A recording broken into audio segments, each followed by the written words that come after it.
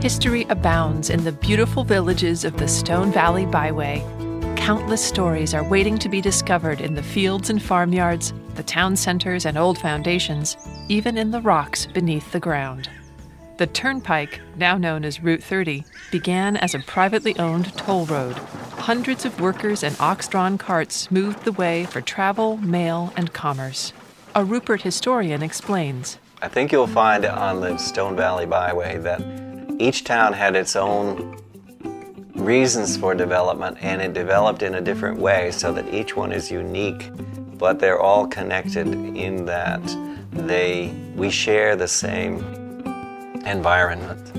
Our early settlement began in the late 1760s. Okay, so that was a period of building from the 1760s probably until the early 1800s. By the 1820s, most of the forested landscape had been cleared to create open meadows for livestock that now included goats and horses and hundreds of thousands of sheep. Water from Lakes St. Catherine and Bomazeen and from the Meadowy and Battenkill rivers provided the power for mills and factories. Dozens of carding and textile mills produced clothing and other wool products.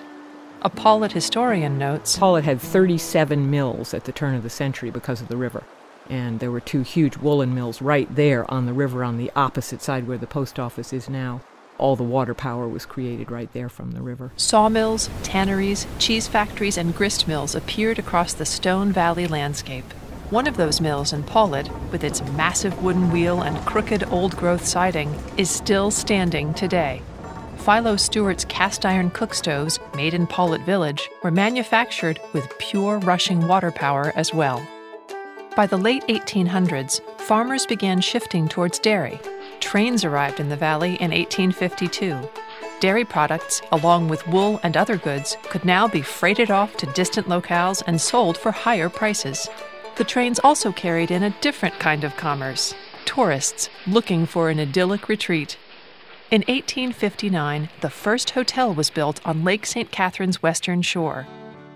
The byway found its true character with the discovery of huge deposits of exceptionally high-quality, multicolored slate and marble. Slate quarries sprung up in Poultney and surrounding communities all along the 25-mile-long vein, the largest colored slate deposit in the world. And beneath the 5 peaks of Dorset, some of the world's best-known marble was discovered.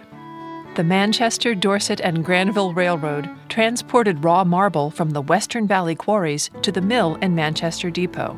Stone Valley marble found its way into the walls of great literary landmarks, such as the New York Public Library and the library at Brown University.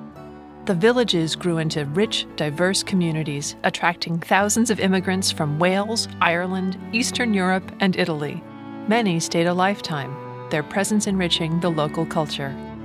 Visit StoneValleyByway.com to learn more about how stone has shaped our valley.